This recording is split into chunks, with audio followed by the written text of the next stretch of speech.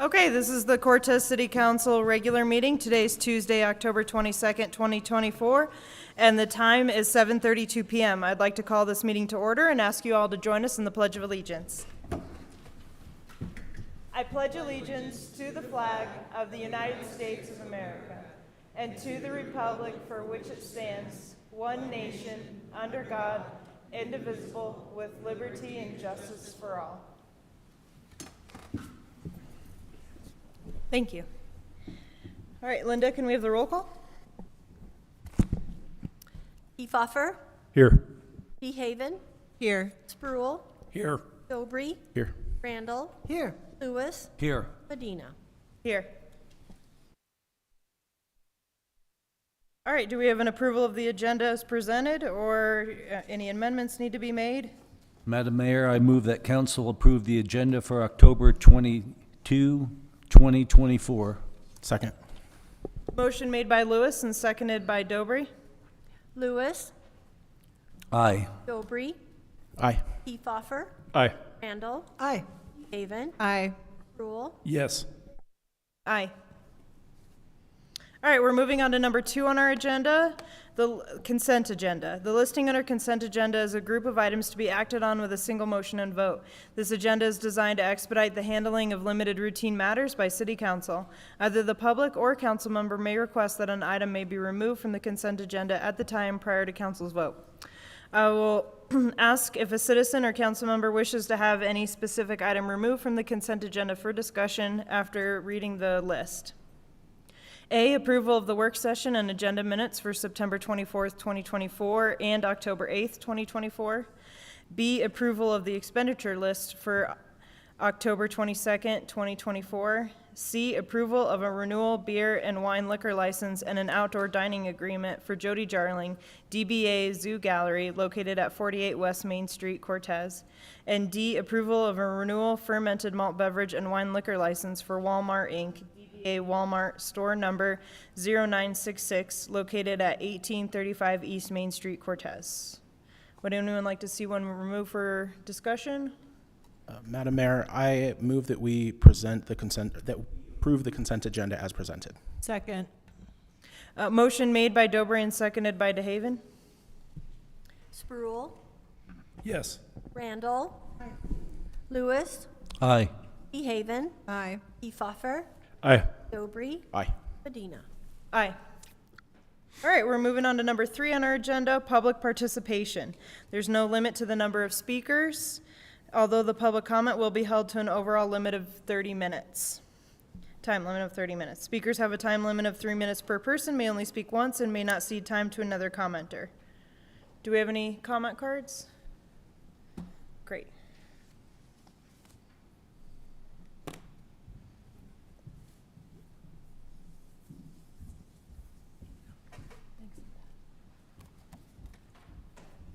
All right, I'd like to invite Les Rogers to the podium. Start with your name and address.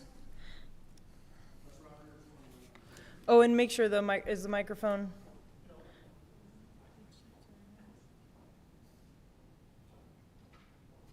All right, and no. There it is. How about now? Perfect. All right, and then the light will turn yellow when you have a minute left. Okay. Les Rogers, 21943 Road C.1, Cortez, Colorado. Here to just mention a couple things about the Cortez Fire Protection District's ballot 6A question. We're asking the community members to vote yes on this, and it's a 0.54% tax on sales taxable items with 16 exclusions. We're exempting from that food for domestic home consumption, medication, machinery and machine tools, farm equipment, medium and heavy-duty vehicle parts, gas, electricity, and other utilities for residential use, renewable energy components, beetle wood products, property used for spaceflight, sales on retail marijuana products, manufactured homes constructed on a permanent chassis, diapers and incontinence products, period feminine products, sale for the benefit of Colorado schools, activities and organizations, low-volume sales by charitable organizations, and residential energy storage systems. These are the exclusions that are written into our ballot, and our request for approval by the voters this coming November. The 0.5%, our estimates are that 70% of that, approximately 70% of that revenue will be generated by people who are not residents of the Cortez Fire Protection District or the county. So these are tourists, these are people from other surrounding communities, all the way from Telluride and Montrose, all the way from Monticello to Blanding to Monument Valley to Cayenta to Farmington to even Durango. So we do have a lot of Durango shoppers over here. A lot of them come to my wife's store here in Cortez. And so we get people from all different locations that have the use or need or could potentially have the need to use the emergency services provided by the Cortez Fire Protection District, with over 4,000 runs projected for the 2024 year. So those runs are a lot of assistance to EMS, there are a lot of assistance to SO and to the Cortez Police Department. We have a very good working relationship with those departments, and in assistance with them, we sometimes quite frequently beat them, which is not a race. It's not a race to see who's the best. It's a race to provide the best service to our community, because sometimes when you got a heart attack victim or you've got an accident victim, seconds matter. And therefore, whoever can get there first, whether it's fire, EMS, or LEO, that's what we need as a community. That's what I want as a taxpayer in this community. So we're asking for the support of the city. We're asking for the support of the voters in this matter, because it affects all of us as a community. Thank you. Thank you. And for the public's sake, if they'd want to know more about the Fire District's ballot initiative, we had a presentation during our workshop, and I encourage the public to watch that. All right. No more comment cards, so we'll close the public participation section and move on to number 4 on our agenda, presentations. 4A is green light Yvette proclamation. All right, proclamation in recognition of green light Yvette. Whereas green is a color of hope, renewal, and well-being, and whereas green light is also a term commonly used to activate forward movement, and whereas the simple action of changing one light to green is intended to spark a national conversation regarding the recognition of veterans and green light them forward as valued members of our communities. And whereas America's veterans are some of our nation's bravest, hardest working men and women. And whereas it is hard to show our veterans the appreciation they deserve when back home and out of uniform, they are more camouflaged than ever. Let us honor our veterans for an entire month rather than Veterans Day alone by changing one light to green in a visible location, on your porch, your home, or at your office, and keep it glowing every day during the month of November as a symbol of appreciation and support for our veterans. Now, therefore, I, Rachel B. Medina, Mayor of the City of Cortez, do hereby proclaim November of each year to be the month for the residents of Cortez to unite to green light Yvette. Witness my hand this 22nd day of October 2024.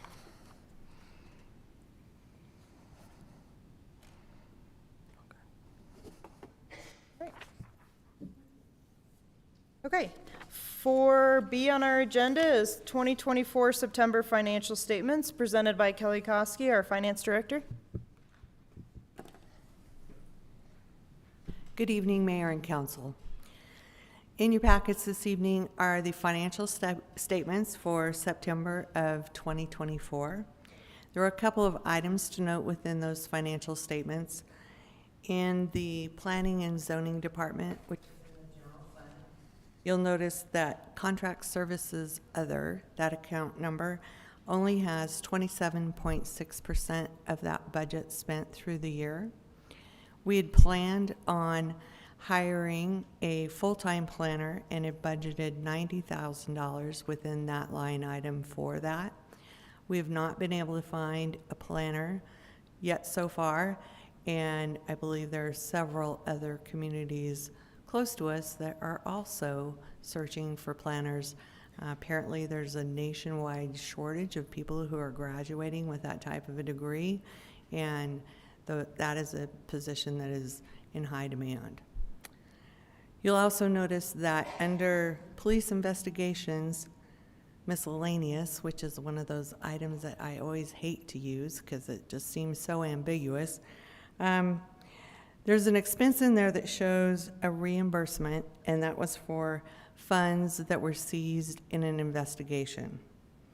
Those funds were originally received and seized in 2021, so the revenue that offset that is in a prior year, and that was the expense that we had to pay to refund those held, seized evidence funds back to the person.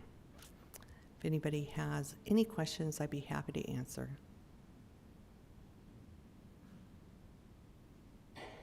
Thank you very much. Thank you, Kelly. All right, we're going to move on our agenda. 5 is public hearings. We have none tonight. 6 is unfinished business. We have none. So move on to 7, new business. 7A is to accept a proposal, award a bid, and authorize the city manager to enter in a contract with a vendor for the police department roof repair. Presented by Brian Peckins, our director.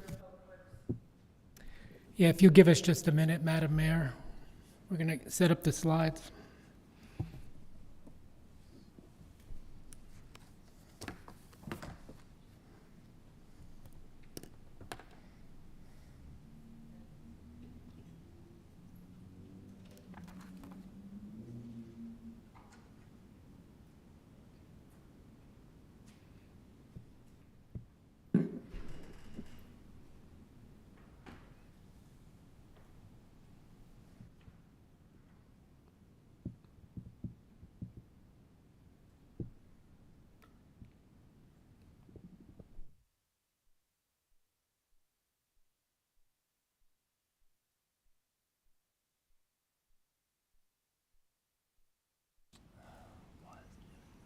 Okay, I think we've got it.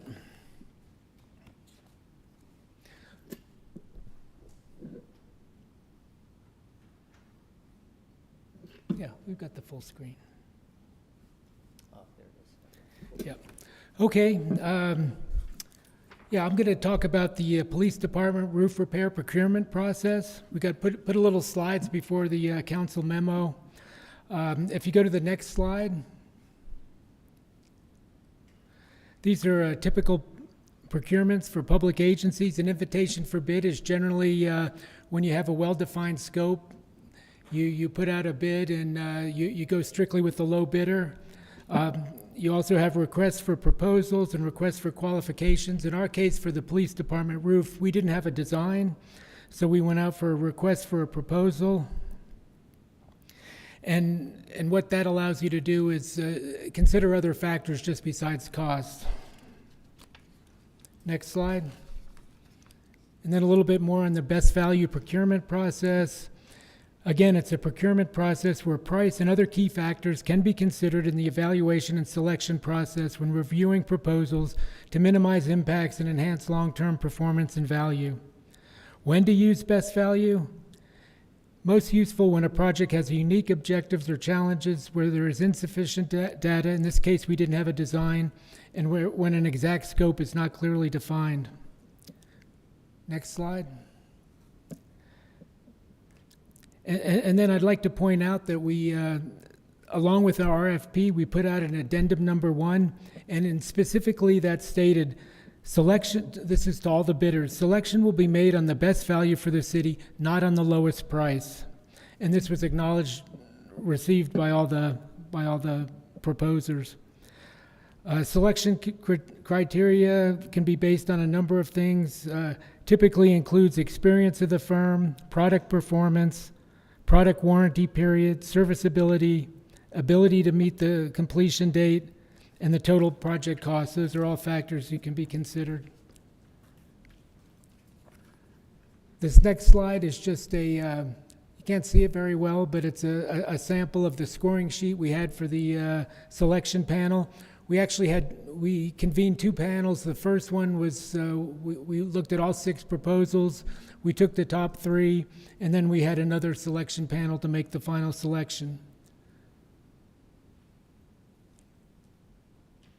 And then a little bit on the scoring process. 6 proposals were received in response to the RFP. Again, I just mentioned an initial selection committee was convened consisting of staff from building maintenance and the general services department, the police department, and public works staff. Building maintenance and the police department expressed concerns over past performance of some of the shortlisted firms.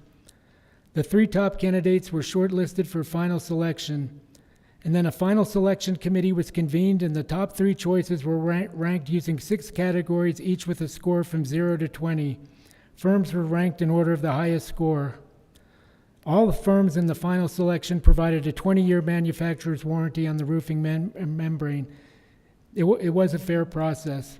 And the staff recommends that Diversified Roofing be awarded the contract.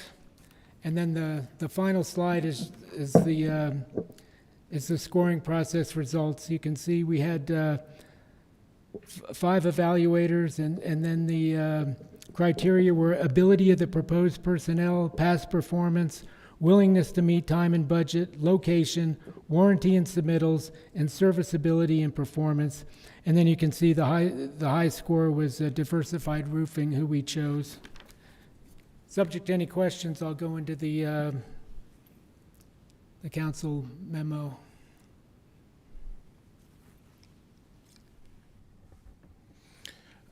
While I recognize the value of a matrix like this, just for me from the council side, it was difficult to look at these and value these without seeing what the warranties were for each one, what the information going into the various categories, and then also not being able to see all the proposals. Only the one was included in our packet. So that's, to me, that was a concern. And the other piece is I do feel like we do need compelling reasons to be taking bids that are, I think it's 13% higher, something like that, than the lowest bid. So those are my concerns going into it. And I just was hoping. Just for your information, we did leave the proposals for the 3 top. Yeah, I gave them copies. Yeah. I mean, but not in the packet, and we didn't have them last week, is what I'm saying as well. Yeah. Okay. Anything else? Yeah, Brian, I guess one of the things that kind of concerns me is one of the statements on here just says building maintenance and police department express concerns over past performance of shortlisted firms. That doesn't really help me kind of understand what maybe those concerns were, and how that, it just doesn't seem very like scientific, I guess, or very numerical.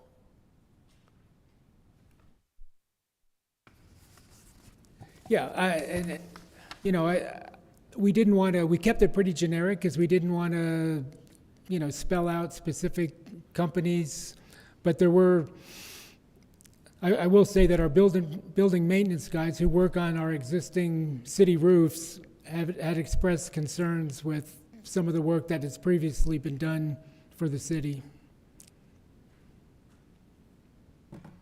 And did you apply like a local vendor's preference to, or are they all? Location was a factor. That was the location piece. Okay.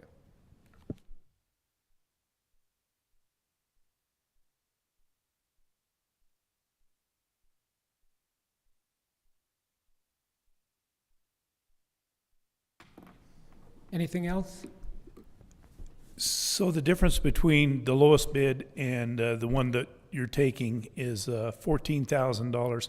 Are we going to get $14,000 worth of better product or better work? So life cycle cost and performance for some of the evaluation factors. We do have a slightly better roofing proposal from Diversified. They were a little more competent on their, had really tight plans on all the HVAC penetrations, which is one of the issues we've had with previous contractors in the past with issues with HVAC penetrations because they weren't planned out very well or they were installed improperly. The other value to that is they're going to be adding a little more insulation, so we anticipate that that would help the performance as far as insulation. But overall, based on the proposal that they provided, based on their plans and their submittals, The selection committee believed that the roof installed by Diversified Roofing would likely last through its service life longer. I do want to thank you for getting some bids. That's something different. We were You're really welcome. pleased to see all 6 proposals.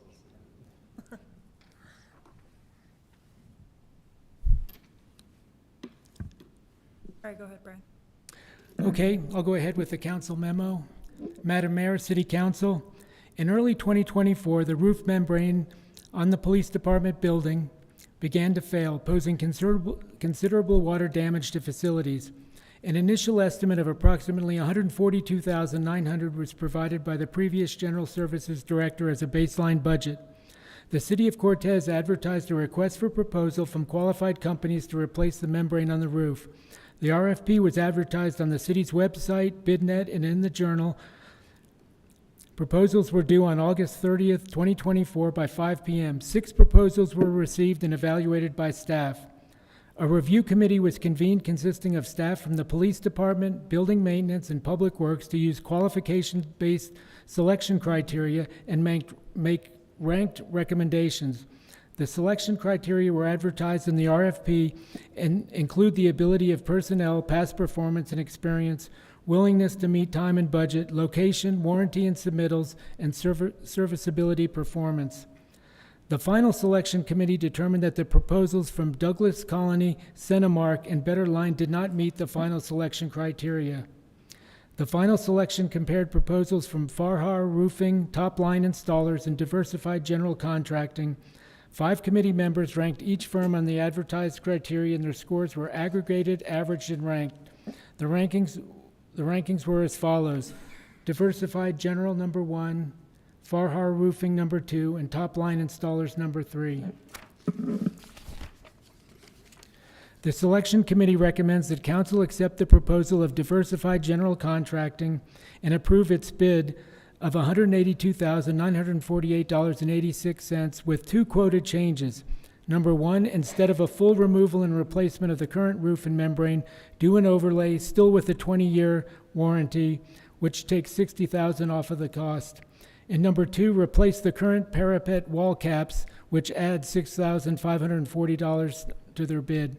The total contract value would then be $129,488.86. This is $13,411.14 less than the original estimate for a comparable scope of work. The committee recommends that the city manager be authorized to negotiate and sign a contract with Diversified General Contracting at its proposed price of $129,488.86.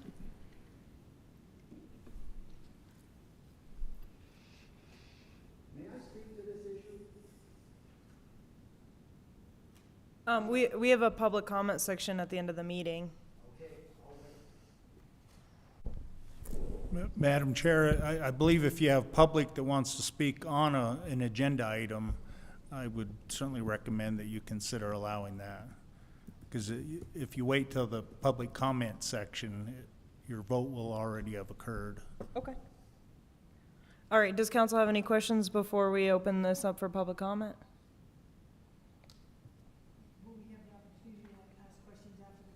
Of course. All right.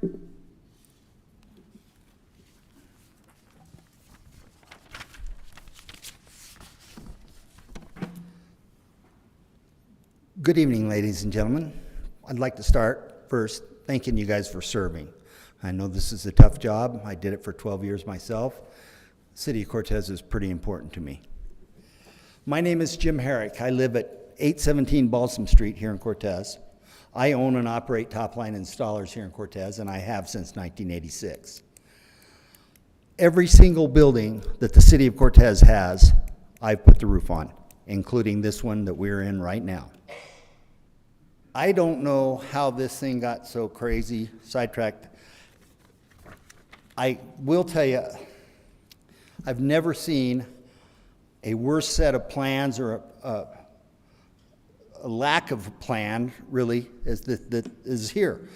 One of the things that is not addressed that really should be addressed in this is this roof is over the dispatch center, and ultimate care needs to be taken that that's got to be kept dry the whole time. And that was never brought up by city staff or anyone. There's a lot more to this roof than just putting a roof on.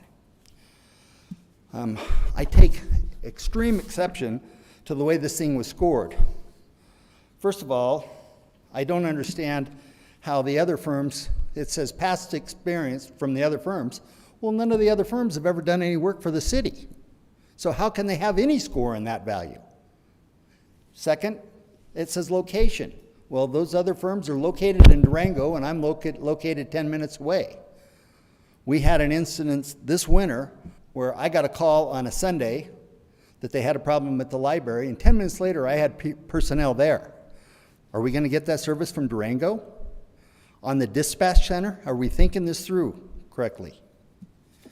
The other thing, having done, I don't know how many projects for the city of Cortez, like I say, all of them, with the exception of the rec center, but I do maintain that roof because the firm out of Durango that put that roof on has since gone out of business, and I maintain the roof for the staff at the rec center when they have a problem.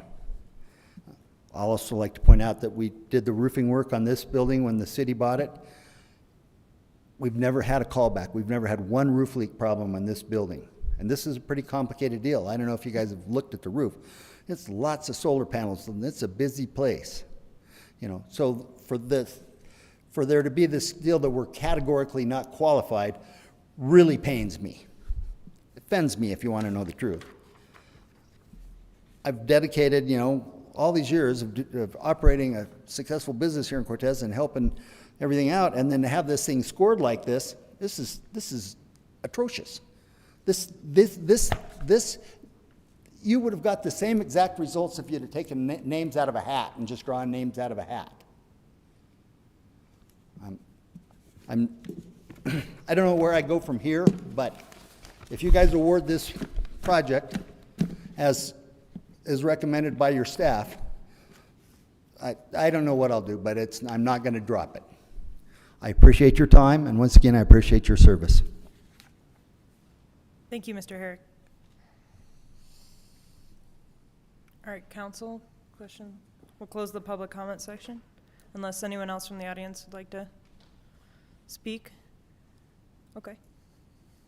Go ahead, council. Would you care to address some of his concerns?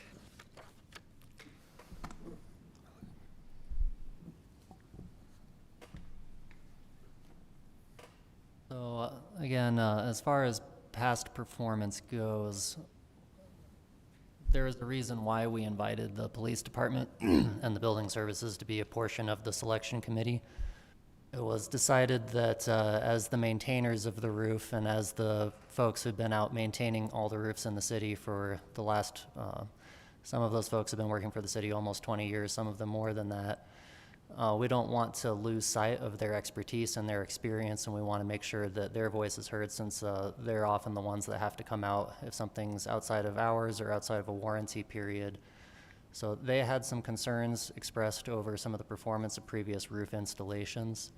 And it was expressed in the police department, again, just because of the sensitivity and the expense of the equipment in there, that they didn't want to take any chances as far as having a leak come through the roof and damage some of the equipment.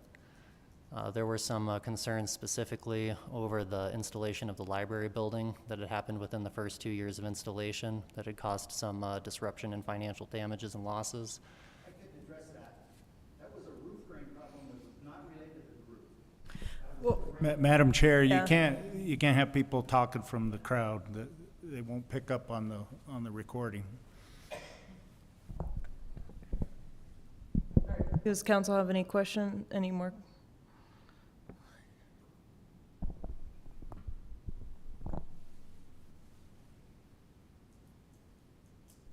Yeah, I have another question. So the diversified roofing bid that we have in the packet and the paper is for $182,948. Can you explain the process of where it got to $129,488?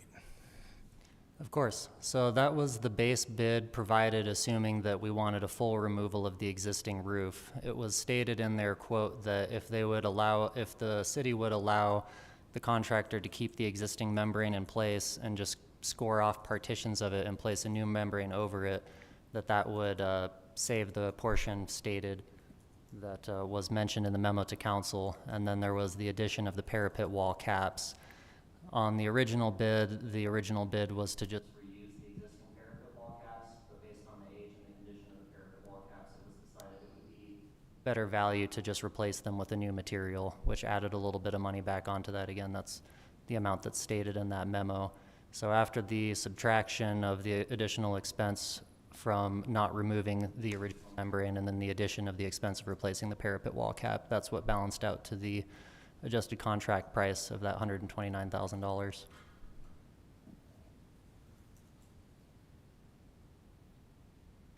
So did the other two bidders also propose not to remove the existing roof? I believe that Farhad did not propose to remove the existing roof, and that's why their proposal came in more expensive. My understanding is that Topline's proposal did in fact include keeping the existing membrane in place and replacing it over, which is typically permissible under code to keep at least one layer of existing roof on a structure and then add up to one layer on top of that. So the next time we have to replace that membrane, we will have to do a full removal. We won't just be able to go up there and add one more, or at least it would be contraindicated.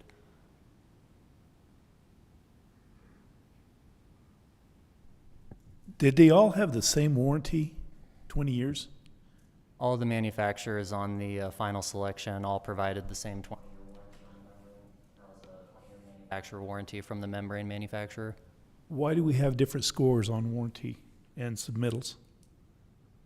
I believe part of the subjective scoring on warranty was based on reputation as far as callback, as far as reliability for callbacks and the performance received while on those callbacks. The other part on submittals received, there were certain technical requirements in the plans. One of them was to have a technical submittal detailing all the penetrations for all the HVAC equipment. Diversified Roofing provided a really sharp set of submittals that had included all the penetration details that were asked for by the RFP. And to my recollection, they were the only firm that provided that detailed information as was requested by the proposal.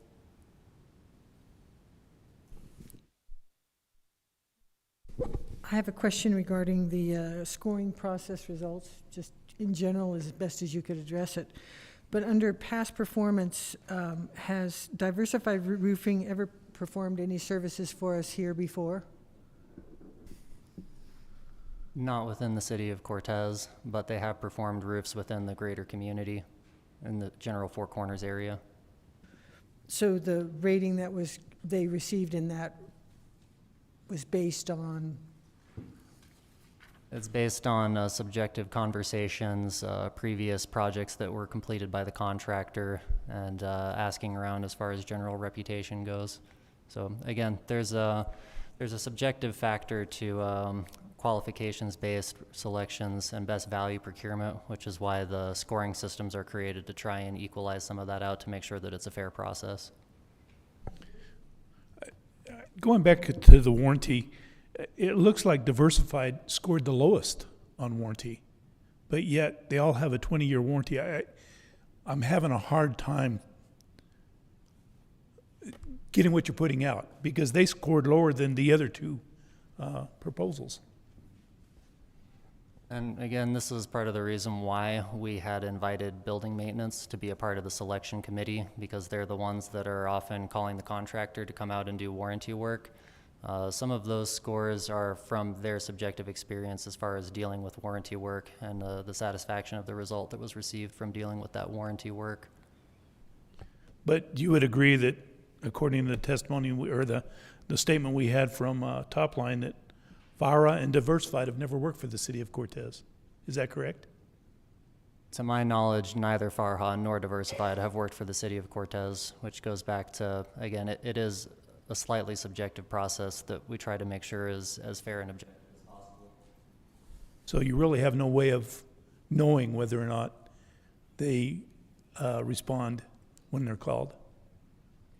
Well, okay, I want to level set here because we've got new staff here who has no history with Topline or any of the other providers, so they're doing the best they can to get the advice and perspective of their employees. So this is nothing personal, and this is all, they're trying to make this as objective as possible, and they cannot control what their staff puts, but they've got to somehow make sense of the experience and the feelings of their staff. So this rating may not be perfect, but this is their way to try to level set that. I got you, Mayor, but in the same token, I want it to be fair. And if they're putting out information that is incorrect, I think council needs to know that. And if their warranty information that they're giving us isn't correct, we need to know why.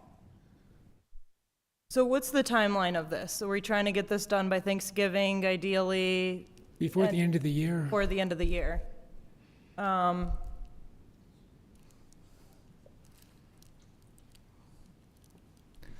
have a question. If the council wanted to consider this further or look into this further, city manager, what would be the appropriate, what would be an appropriate way to go about doing that? It seems like we're getting, on the one hand, we want to listen to our staff, and yet at the other hand, it seems like there's some concerns that have been expressed by the public and a bidder, and I'm not quite sure how to work out this in a way that we all assure we're doing the right thing. Right, there's a couple of ways we can go about it. Council can vote to just table the matter, and then we go back to the drawing board, as it were. Secondly, you could make a motion tonight and to accept, in this case, diversified roofing, and then do not vote in favor of that so that it gets shot down. You could also make a motion to accept one of the other bids if council chooses to do that. So there's your three options. We also need to consider when we're talking about warranty and past work and so on, even though one contractor has done a lot of work for the city, there's other knowledge that we can draw on. We can't just necessarily draw on what's just happened to the city. We have to also consider knowledge that we've gained from about other contractors and their performance on other jobs. It doesn't necessarily need to be based on just City of Cortez jobs. So that's where that comes from. So those are our options. I think our city attorney also has something to say. I would add that if you table it, it kills it, and for all intents and purposes. Continue. Yeah, you want to continue to a date certain to preserve the record on this meeting and continue that discussion at a later date. So certainly a tabling, you would have to start all over. But I can also say, we want it to be fair too. We have worked really hard to make sure that we are convinced it is fair, and we're not trying to put the thumb on the scale for anybody or vice versa. But, we are happy to go back and do some checking if that's the will of council. I don't know that it's going to come back with something massively different because our experience is our experience. I'll just say I hire a lot of contractors in my work life, and we do a very similar style of ranking. There's always some subjectivity to it. From what I've heard today, the only thing that's really missing for me, like Councilmember Dobry stated, would have been nice to have the other proposals ahead of time. But as far as ranking, I think I trust the staff and how this is done. I don't think it's, there's always some subjectivity in this type of system, and I think they've done a fair job to try to wean that out. I absolutely agree, and I don't want to come off as I'm being judgmental because I'm not. I just wanted to know how you arrived at your decision, and I'm sure that you have a good explanation. I just didn't hear it through the warranty process, and I really believe that you guys do the best job that you can, and I just want it to be fair for everyone. And if you did due diligence, then that's great, and we would like to hear that. And I think there's more information that could have been given to us that would have made it simpler, because 9 times out of 10, we'll agree with the city staff because they really work hard on it. But this particular instance, I don't know that I had all the information that I wanted to hear. Yeah, I really feel like if we were to look at this matrix, the past performance line is really the one that bothers me, because it seems to be the most subjective, and we don't really have, any other sort of background information for the other two. I don't know who you talk to, how many people you talk to, are they local, or, et cetera. I mean, I don't know. I don't feel comfortable personally this evening voting on it. And if I were to look at it, I would probably strike that, or have some sort of a narrative piece to exactly, what you did, because it's a big question for me. I guess to follow up on that, can you explain how you took into account that the past performance line with the knowledge now that we know that other 2 companies haven't worked for the city? Like, are there did you talk to the contractor and ask them for similar roof sizes and types that they've done as examples that you know of? Are there some things like that you could share with us? Of course. So there was a kind of a portfolio of experience that the contractors had represented in their proposals. We had done some asking around in some of the other communities they had worked in, namely Durango and Telluride, just to see what the general consensus was among other contractors and subcontractors who had worked with them. Particularly what we were looking for is to make sure that there weren't any rumors floating around about non-payment of subcontractors or any issues over that. That's typically a big red flag when you're asking around for reputations. So it was largely based on the information that was in the proposal, and then some legwork that was done by Public Works staff to try and ascertain whether or not they were reputable contractors in the communities where they have performed work.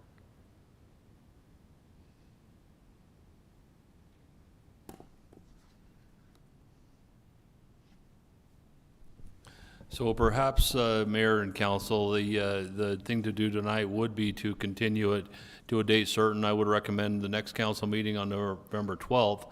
Let them go back and gather some more of this information so that the picture is much more clear for the council, because we don't want you making a decision with you're not being comfortable. I can sense that you're not comfortable, and that makes me uncomfortable, which says that we need to go back and do some more work on this before we award something that's important. Yes, we do need to get this done before the snow flies. I wish we could have gone on it sooner, but the reality is we need to make sure we're fair, and that's our values, and we need to adhere to those values, period. All right, do we need a motion for that? I motion that we table the issue until the next, continue the issue until the next meeting. Second. Motion made by Randall and seconded by Lewis. Randall. Dobry. Aye. Haven. Aye. Lewis. Aye. Rule. Yes. Buffer. Medina. Aye. All right, thank you guys. Thank you. Thank you, Council. All right, we're going to move on to 7B on our agenda, ordinance number 1329, series 2024. Approval of the first reading of 2025 budget, presented by Kelly Koski, our Director of Finance.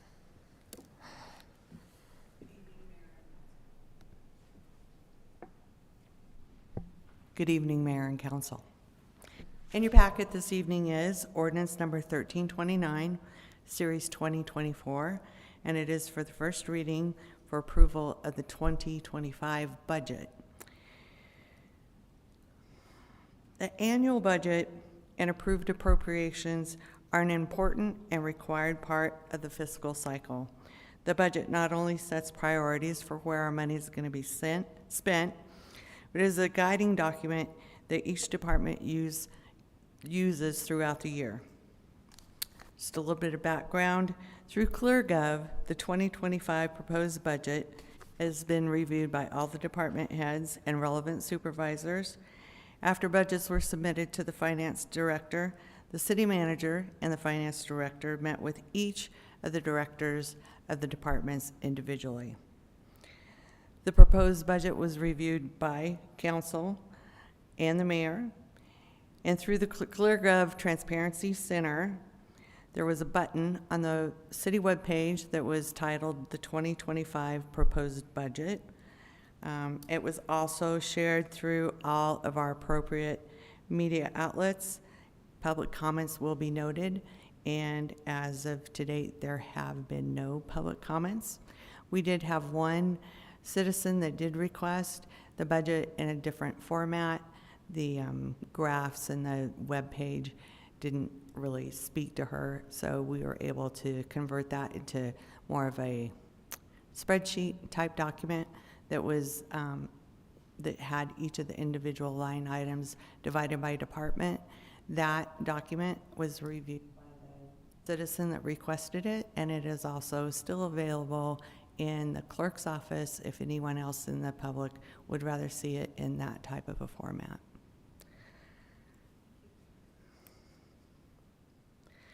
So the 2025 proposed budget included recommendations of the wage study, which we had done by our consultants, Grave Consultants. That was completed in June. Inclusion of the wage study recommendation was accomplished without relying on any additional funds from the City of Cortez investments. We did have one change to the in-process budget after it was presented to the council. We did include in the 2025 budget lease payments for the police department for 2025. Previously, as you know, we've done leases for police department vehicles, and the lead time for those vehicles has been over a year. At the time that we presented to council, that was the information that we had. However, afterwards, we heard from Sarah at John Elway, who is the state bid contractor for the police department vehicles, that they will actually be starting production for the Tahoes that we were wanting to order this month. She predicted that we would have those vehicles by the end of the first quarter of 2025, or at the latest mid-second quarter of 2025. So that was a much faster timeline than what we were used to, or I was quite surprised that they were actually going to be able to have those out of production and on the ground. So we did make that adjustment, and we included an additional $95,000 in the general fund budget for the lease payments for the 2025 vehicles. The overall budget is approximately $41 million this year. That represents all projected revenue for the general fund, enterprise funds, the equipment fund, all capital projects, and all grant revenue. Staff recommends the council approve on first reading ordinance number 1329, series 2024, the appropriations and budget for the 2025 calendar year, and set second reading and public hearing on November 12th, 2024. Happy to answer any questions that you may have.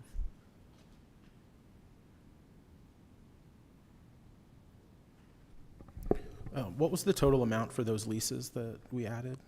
So the additional amount that we added was $95,000. And still, we're still not pulling any from reserves for this budget? Correct. Thank you.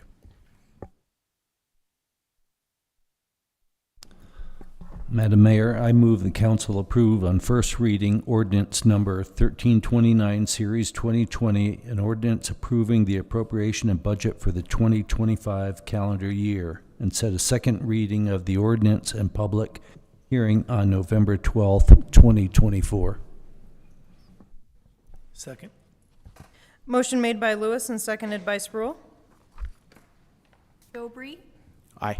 Randall, Lewis, Aye. Brule, Yes. Efuffer, Aye. Haven, Aye. Medina. Aye. Thank you, Kelly. Thank you.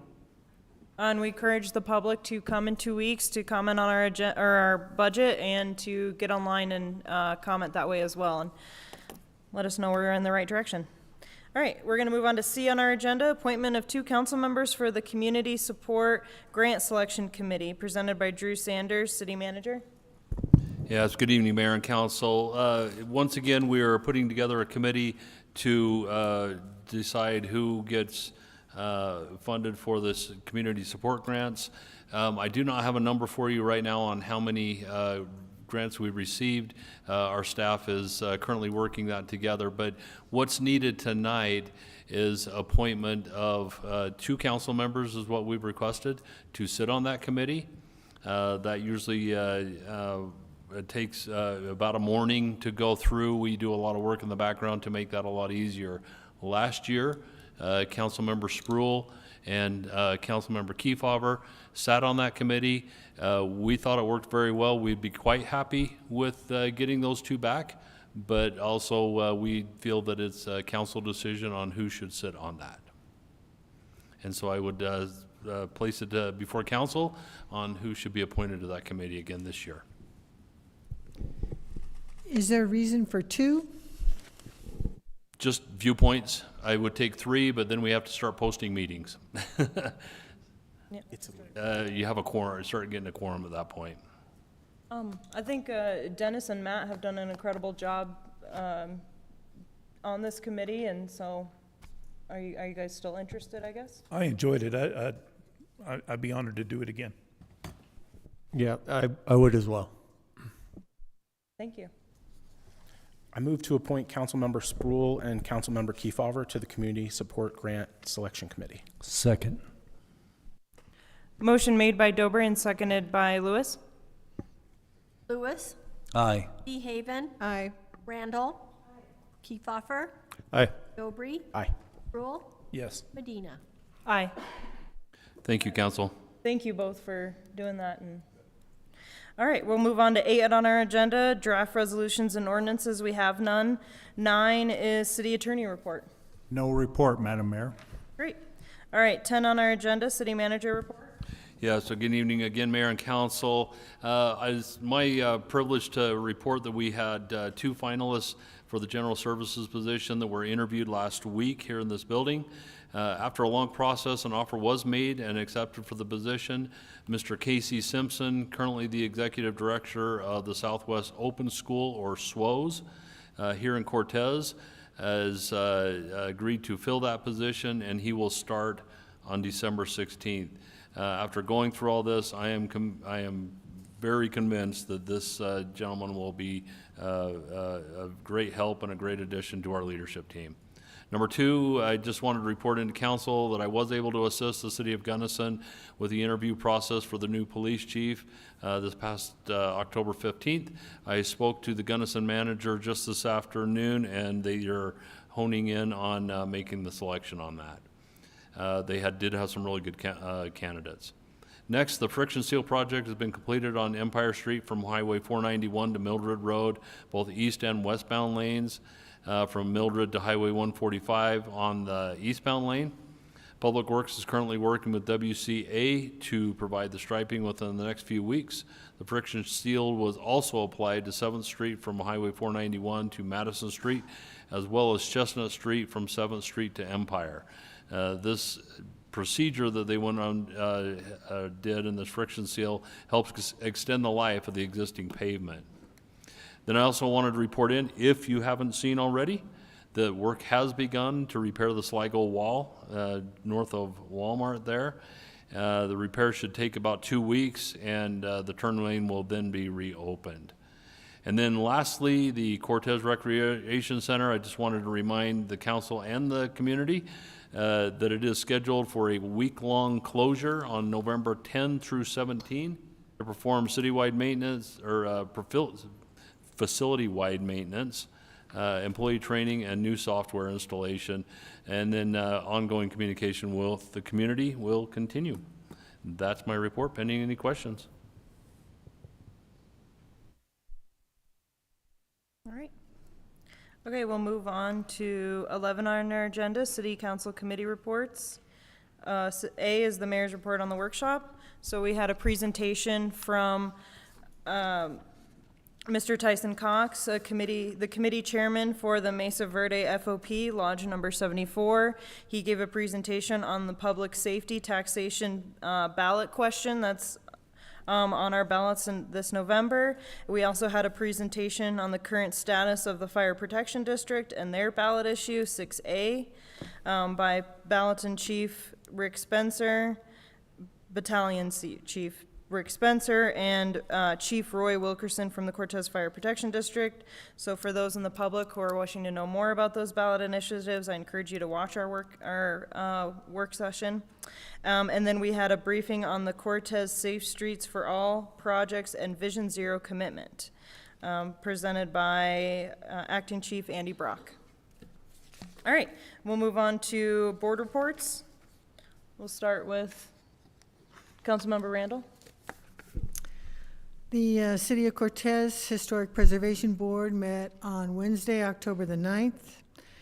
They are currently looking at the grant application process for 2025 Colorado League of Governments, local governments. They're considering very significantly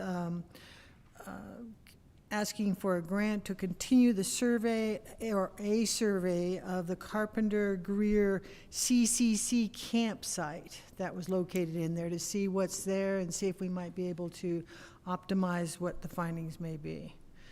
The Woods Canyon has completed the field work on the Carpenter Greer project. They look to have the draft report due in early November. Helen West is working on an application for a 2025 CREA grant in the amount of $500 to help support the historic preservation days here in Cortez. The activities that were that happened last year were very productive and positive was the feeling of the group, so they'd like to move forward on that. The 2024 work plan is on track for the board for, currently, and the next meeting is scheduled for November the 6th. Thank you. The Golf Advisory Committee will meet this Friday, October 25th at 7 a.m. at the Conquistador Clubhouse. Great. On Friday, I was able to attend because the mayor was unable, the Montezuma Land Conservancy cross-cultural event in Toyac. The focus of that event was their traditional harvesting program. So Montezuma Land Conservancy has been working with private landowners and the Ute Mountain Ute tribe to allow for traditional harvesting on access on private lands around the county. They have like 93 easements right now, and currently 25 of those landowners have allowed for traditional harvesting to support the bear and sun dance, as well as basket weaving for the Ute Mountain Ute tribe. I just want to say it was honestly a really inspiring day, and the work that MLC is doing is really groundbreaking. There were representatives from other people on the Front Range, land conservancies from all over the state, and everyone is trying to emulate what Montezuma Land Conservancy has done with their tribal engagement and what the outlook of and the meaning of conservation and trust lands is. So I just felt, a really deep sense of pride in being in community with them as an organization. And I just want to spread the good word of the work they're doing. And just like some of the programs the city has, they're doing work that, people up in Denver are saying, oh, how are they doing that? And we want to learn more. So just another organization to be proud of in our community. All right. Last week, Tuesday, Councilmembers April Randall, Lydia DeHaven and I were able to attend the grand opening or open house for Tawi-Con, the permanent supportive housing that the Pinion Project spearheaded in partnership with the tribe. It was really cool to see that project come to fruition and that residents are already living there and benefiting from that housing solution. So it's just cool to see all the partnerships that kind of made that dream come true and help a vulnerable sector of our community. And then last Friday, I attended the CML Executive Board meeting, and I just wanted to share some of the legislation that is being proposed at the state level, and what CML's kind of position is on it. So there's towns who are requesting that short-term rental funds go to the voters to decide how to be spent. A lot of this comes from the mountain towns kind of spearheading this, but the proposal would create enabling legislation that would allow statutory municipalities to ask the voters to establish a short-term rental tax similar to lodging tax that many counties and home municipalities are currently able to assess. And so there was a motion to support that from CML. There was broadband questions. One is a single point of contact for wireless services. This is just to improve statewide coverage of the integrated public alert and warning system. So there was no a neutral position on that. And then one that we opposed was the cell phone connectivity interim study committee. I was trying to advance a bill where if local government has not approved or rejected their applications within 60 days after the application is submitted, it is automatically approved. And so CML is opposed to that. So that would allow wireless telecommunication facilities, if they put in an application and they haven't heard anything with 60 days, that means it would be automatically approved. So yeah, CML is taking the position to oppose that. There's a few others that I can share the next time, just in the matter of saving time tonight. All right, so then we'll move on to number 12 on our agenda, other items of business. We have an executive session.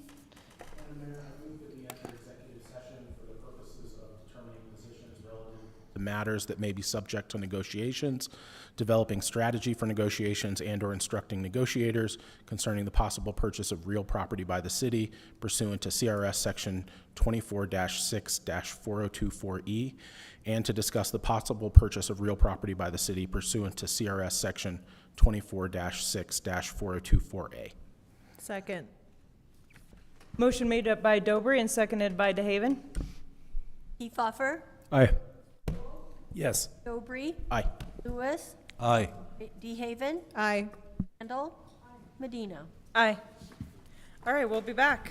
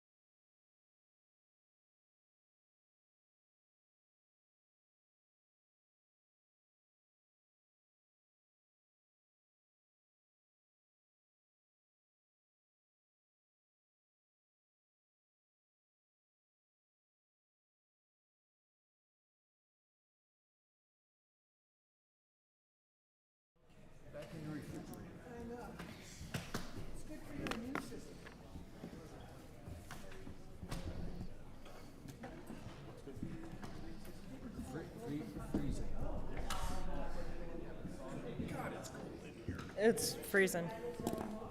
Oh my, water didn't turn ice.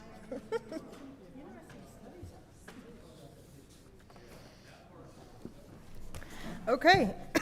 It is still October 22nd, and the time is 8:51 p.m. The executive session has concluded, and council is reconvened into open session.